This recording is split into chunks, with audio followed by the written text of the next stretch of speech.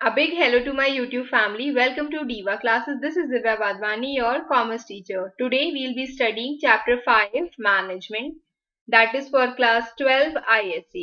तो मैनेजमेंट में what we will study, सबसे पहले हम लोग सिलेबस देख लेते हैं जो आपको पढ़ना है. उसके अलावा you don't have to study anything.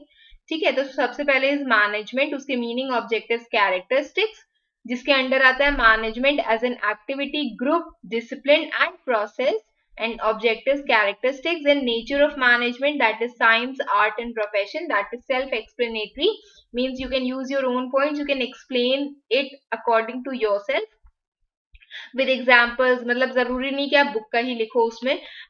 Importance of management, that is also self-explanatory. फिर आता है कॉन्सेप्ट ऑफ मैनेजमेंट. तो मैनेजमेंट को यहाँ पर बताया गया है as an activity, as a group, as a discipline and as a process. तो सबसे पहले हम जानते हैं मैनेजमेंट एज एन एक्टिविटी क्या होता है. तो मैनेजमेंट एज एन एक्टिविटी हम कहते हैं the art of getting things done through the efforts of other people. दूसरे लोगों द्वारा जब हम काम करवाते हैं, उनसे जब हम काम करवाते हैं, that is known as management. उस एक्टिविटी के अंदर जो मैनेजर होता है वो पर्सन क्या करता है, वो गाइड करता है कैसे करना है, डायरेक्ट करता है, इंस्ट्रक्शंस देता है, रेगुलेट करता है और इंटीग्रेट करता है ह्यूमन एफर्ट्स को towards the achievement of certain common goals. जो हमें मेन ऑब्जेक्टिव अटेन करना है उसको लेकर के we have to take some efforts. उन सारी चीजों को, उन सारी ह्यूमन एफर्ट्स को वो जोड़ता है सो दैट वो एक ऑर्गेनाइजेशन का एम कंप्लीट कर सके. Okay, it integrates the inputs of men, लोगों को, पैसा, that material, the raw material, the machinery and the methods को, वो सारी चीजों को जोड़ता है and it makes a productive enterprise out of them.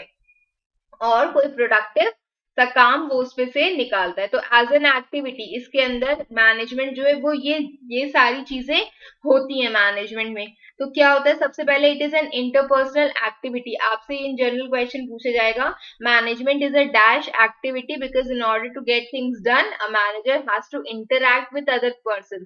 Okay, तो ये कौन सी एक्टिविटी है, this is interpersonal. Interpersonal, your own relationships with the other person is known as interpersonal. Management एक ग्रुप एक्टिविटी है क्योंकि जो मैनेजर है वो कोऑर्डिनेट करता है ग्रुप के भी एफर्ट्स. मैनेजमेंट एक गोल ओरिएंटेड एक्टिविटी है क्योंकि मैनेजर सीक करता है अटेन करने के लिए सारे जितने भी कॉमन गोल्स है, मतलब जितने ऑर्गेनाइजेशन के गोल्स हैं उसको अटेन करने के लिए वो कुछ एफर्ट्स लेता है, इसीलिए मैनेजमेंट एक गोल ओरिएंटेड एक्टिविटी है. फिर ये एक डिसीजनल एक्टिविटी है जिसमें मैनेजर जो है उसको डिसीजंस लेने होते हैं ऑर्गेनाइजेशन के. तो वो कुछ इंफॉर्मेशन को रिसीव करता है, कुछ इंफॉर्मेशन देता है in the course of running the enterprise. ठीक है, अब हम लोग पढ़ते हैं management as a group. Management refers to all those persons who perform the task of managing an organization. मतलब management is not a one person activity. तो इसमें लिखा गया कि मैनेजमेंट जो है वो उस पूरे ग्रुप को कहते हैं, उस सारे लोगों को कहते हैं जो कोई भी एक particular task of managing the organisation को परफॉर्म कर रहे हैं, वो सब उस ग्रुप के अंडर आते हैं. ओके, तो ये एक कलेक्टिव नाउन के जैसे यूज किया गया है बोर्ड ऑफ डायरेक्टर्स के लिए, चीफ एग्जीक्यूटिव्स के लिए, हेड्स ऑफ डिपार्टमेंट्स के लिए, branch managers, superintendents and supervisors. तो इन सबको मिला करके जो बनता है that is known as management. तो हम लोग ने मैनेजमेंट एज अ ग्रुप भी बोला गया है इसमें. फिर जितने भी मैनेजर्स होते हैं from the chief executive to first line supervisor, वो सारे के सारे हम लोग मैनेजमेंट में आते हैं. अगर ये एक एग्जांपल दिया और इसमें पूछा गया है कि इसके अकॉर्डिंग मैनेजमेंट क्या है, तो मैनेजमेंट एक ग्रुप है. ठीक है, फिर हाउ एवर प्रैक्टिस में management, but usually when we talk about management in general तो वहां पर सिर्फ टॉप लेवल ही आता है जो हम लोग एक्चुअल में यूज करते हैं वर्ड. ठीक है, बट इंक्लूसिव में वो सारी चीजें तीनों लेवल्स आते हैं. व्हेन वी से the management of Tata iron steel company is good, तो हम लोग उन लोगों की बात कर रहे हैं जो उस कंपनी को मैनेज कर रहे हैं. तो there can be several types of managers. Family managers जो अपनी कंपनी को संभाल रहे होते हैं, प्रोफेशनल मैनेजर्स जिन्होंने डिग्री या डिप्लोमा लिया हुआ है, एंड देन सिविल सर्वेंट्स या आईएएस ऑफिसर्स जो पब्लिक सेक्टर अंडरटेकिंग्स को मैनेज करते हैं. ओके, तो ये एक rule making and rule enforcing activity भी है. जिसमें टीम ऑफ मैनेजर्स आती हैं, those who are responsible for making and supervising the work of others. फिर इसमें लिखा हुआ है कि मैनेजमेंट एज अ डिसिप्लिन। तो एज अ डिसिप्लिन मैनेजमेंट में क्या क्या चीजें आती हैं? एक स्पेशलाइज्ड ब्रांच ऑफ नॉलेज है that involves the study of principles and practices of administration. तो क्या बोला गया कि एज अ डिसिप्लिन मैनेजमेंट में क्या चीजें आती हैं? This is a specialised branch of knowledge जिसमें हम लोग प्रिंसिपल्स और प्रैक्टिसेस पढ़ते हैं एडमिनिस्ट्रेशन के, how to handle an organisation, वो हम लोग पढ़ते हैं मैनेजमेंट में।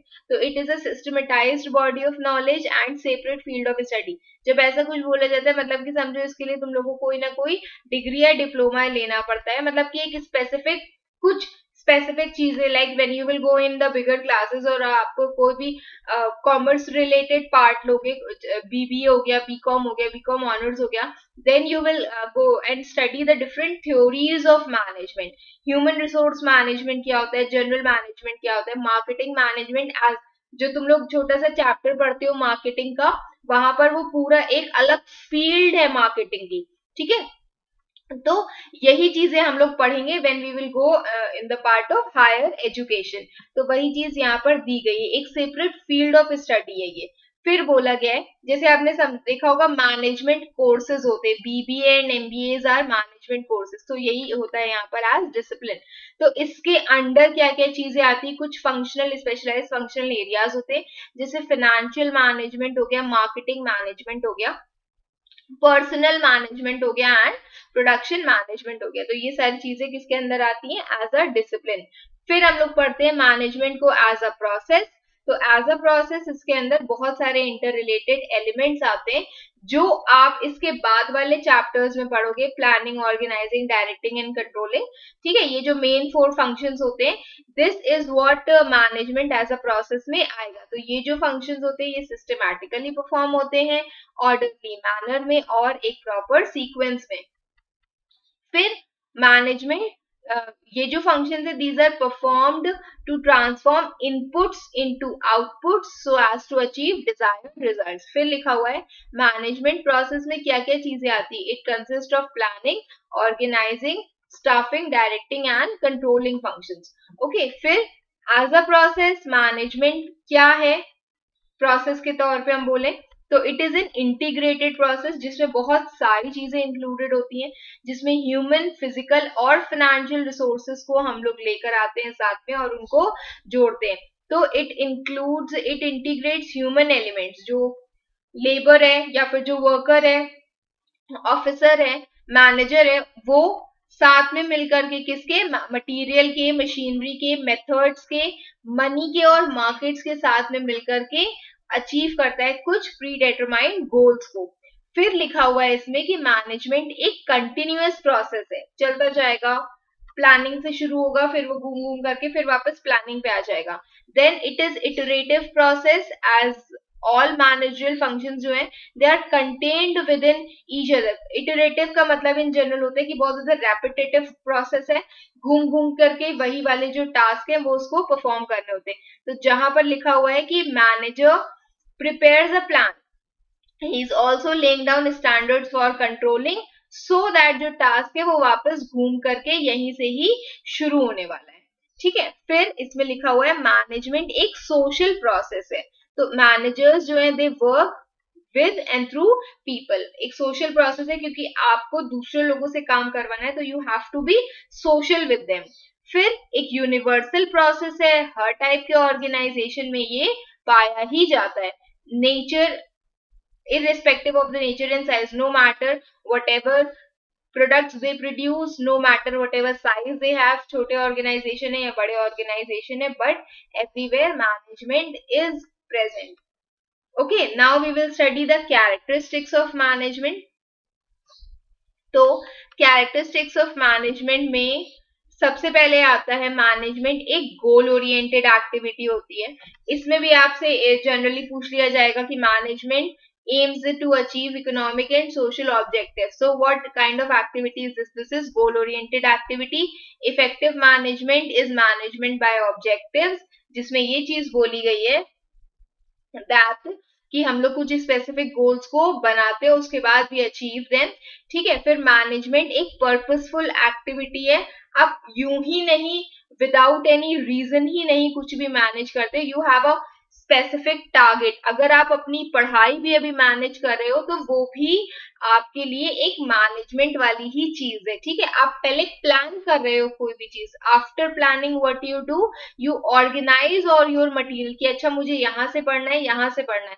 फिर आप रिसोर्सेस गैदर करते हो, आपके पास पेन पेंसिल बुक्स ये सारी चीजें होनी चाहिए। और उसके बाद you direct your self, time table बनाते हो। फिर कंट्रोलिंग आती है कि भाई जब हमने देखा कि अच्छा मैंने ये प्लान किया था और मेरा एक्चुअल रिजल्ट ये गया है, तो वो डेविएशन जो है कहाँ है।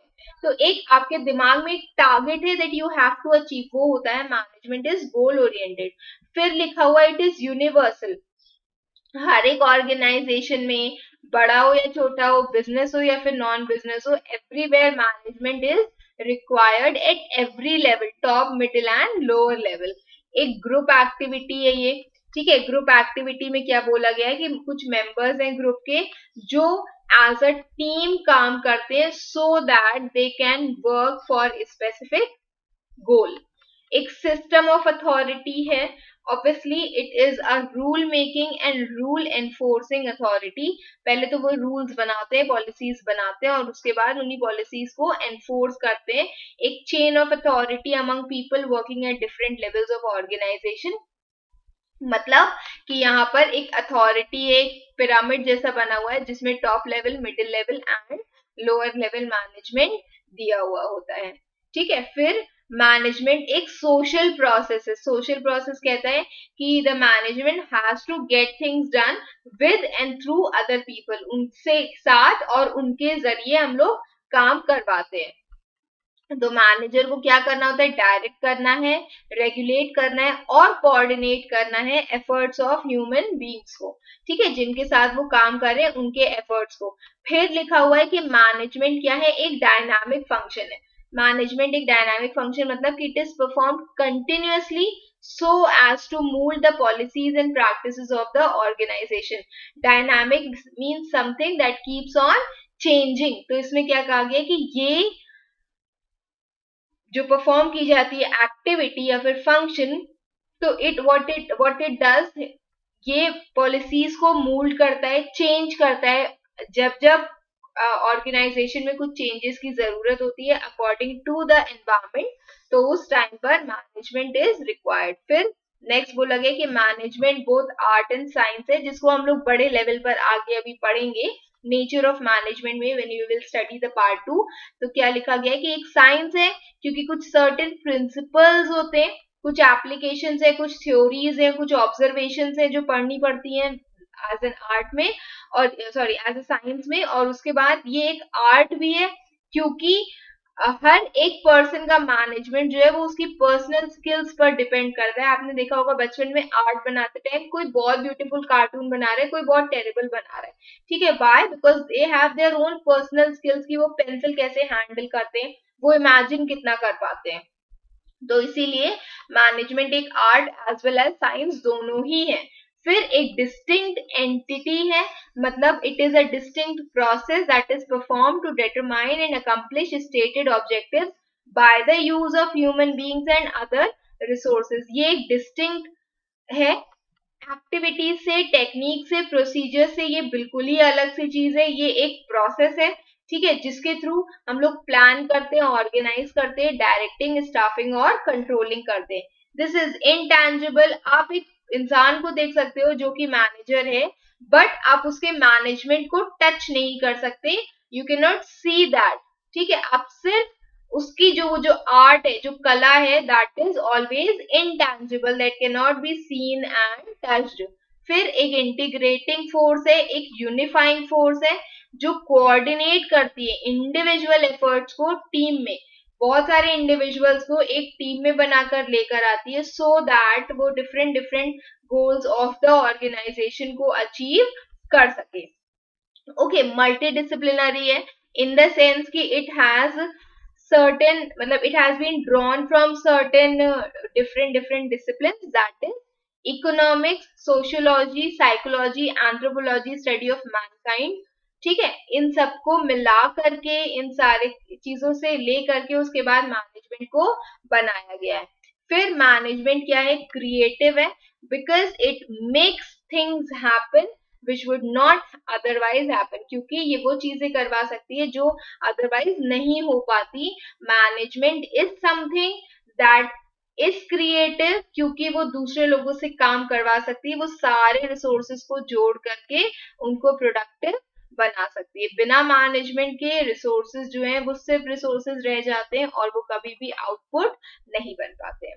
Okay, so that's all for today. I hope you all have understood. Rest we will do in part 2, that is nature of management, importance of management हम लोग इसके बाद पढ़ेंगे. I hope you all have understood this much. If you have liked the video, please do subscribe to my channel, do share it with your friends, your best friends, and keep studying. Best wishes. Thank you.